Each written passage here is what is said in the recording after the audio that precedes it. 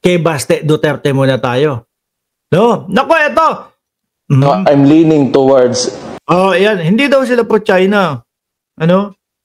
Si Baste Duterte. Dito din yung in-interview siya eh. Diba? Dito din yung nagsabi siya na pagka nagkasuntukan sila ni General Torre, bubugbugin niya siya, si General Torre.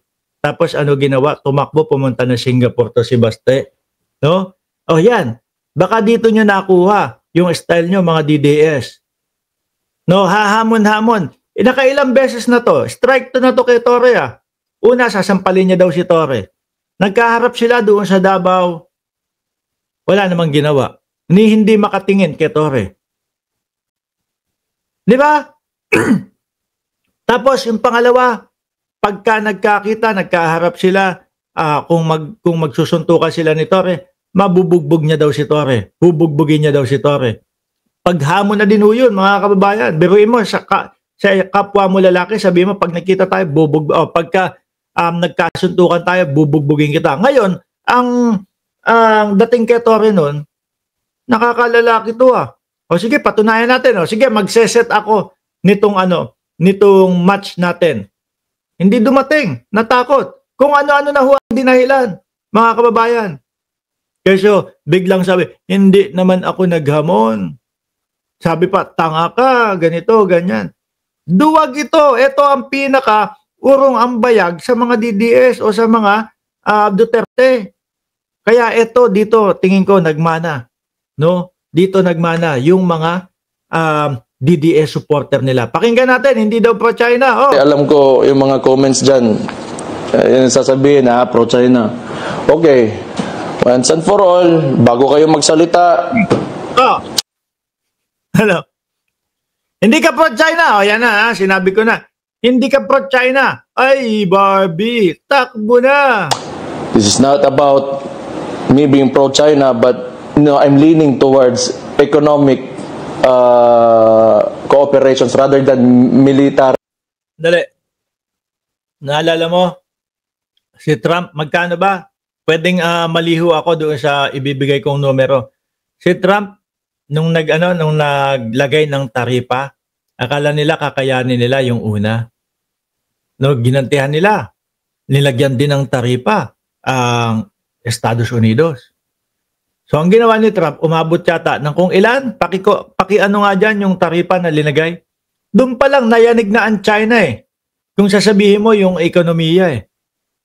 Doon pa lang nayanig na China, mga bossing, problemado na sila. Kaya nga, di ba, ang ginawa nila, kesyo, etong mga bag na ito, yung mga Birkins na mga bag. No? Dito gawa lahat sa China, which is wala akong katotohanan yun, lalo na yung mga Paris, yung mga gawang Paris.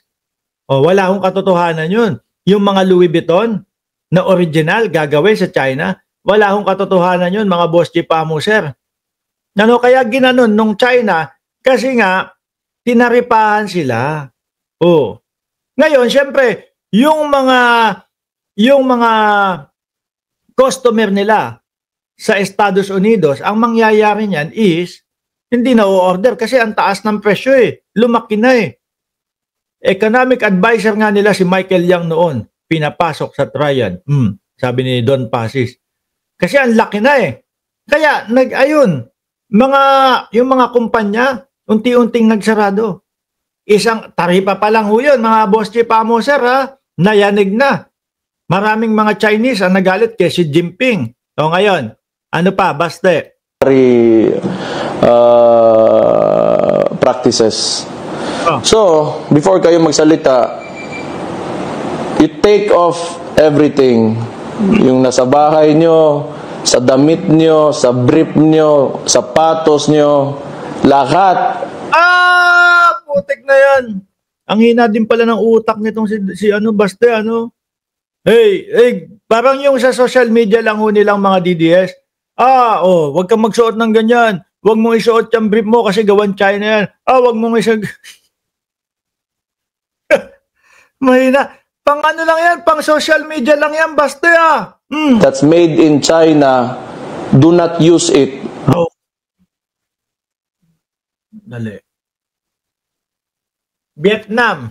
Made in Vietnam naman. Gawa sa Vietnam. Ayan, oh, nakasulat. Vietnam. So, pwede ko suot ito. Ito naman, hindi ko naman mahuhubad. No, hindi ko makikita. Tingin ko produktong Estados Unidos naman to.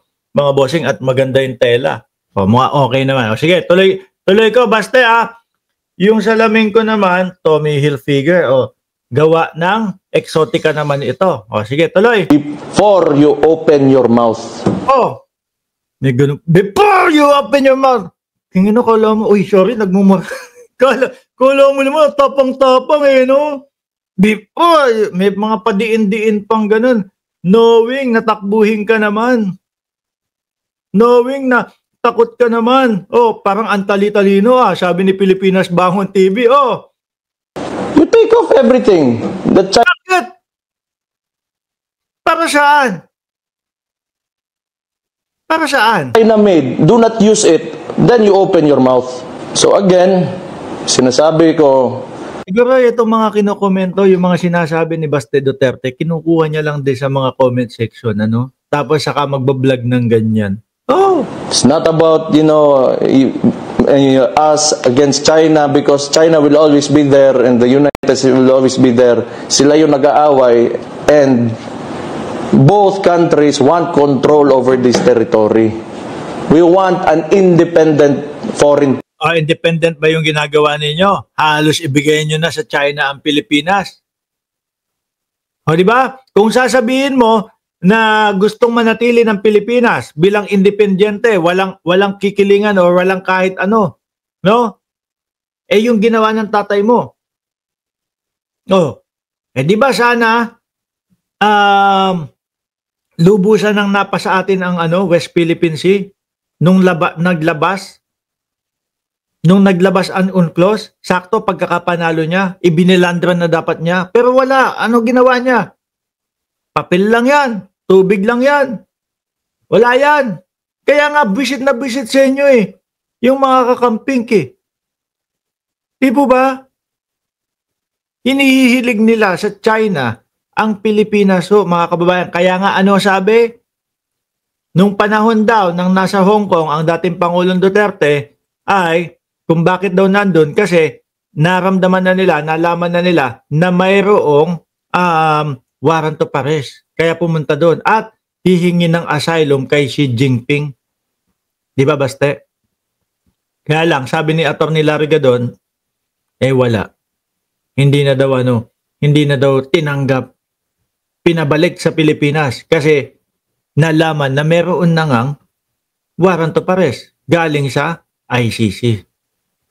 Si Baste, yung mga reasoning niya, kung meron kayong suot na gawan China, kung meron kayong suot na ganito, tanggalin nyo bago kayo kaartehan mo lang yan. No? Pang lang yan, yung pang mga comment section lang yan. Sabi ni Mzu, mukhang criminal talaga ito yung mukhang criminal daw na pero hindi kayang humawak ng bengbeng Baka nakaganon pa ho yan, mga bossing. Di ba? Tapang-tapangan pa yung sasabihin na before you open your mouth, etc., etc. Ganun daw. Kala mo matigas talaga. Pero baka Barbie ka din, Baka kagaya ka din ni Roque. Anyway mga boss Chipamo, sir, sabi ni Isagani Rosales, pasalamat China, tinatangkilik dito ang produkto nila pero iba ang usapan sa West Philippine Sea. Hindi natin pwedeng ipamigay yun. Correct. Lulusot pa Ano po? Lulusot pa yung pamilya nila. Alam natin na pro-China mga kababayan. Kaya kapag yung meron niya sinasabi ang China, ine-echo yan ni Sara Duterte sa Pilipinas. Kung matandaan nyo, di ba? Yung China, sinasabi nila, bakit may missile ang Pilipinas? Ganito, para saan yung missile ng Pilipinas, etc., etc. Ganon. After 2 weeks, binoise out din ni Sara Duterte yan. Ewan ko ba dito kay Bongbong Marcos, bakit mga missile pa? Ganyan. No? Halata kayo. No? Tapos yung mga vloggers daw, nakakakuha ng pondo sa China with matching pa-travel pa sa China. Lolokohin niyo pa kami. Anyway, mga boss Chipamo, sir, Ako'y magpapaalam na po. Maraming salamat, no? Kailangan ko naman magtrabaho, kailangan kong kumita ng pera. Maraming salamat and God bless po sa ating lahat.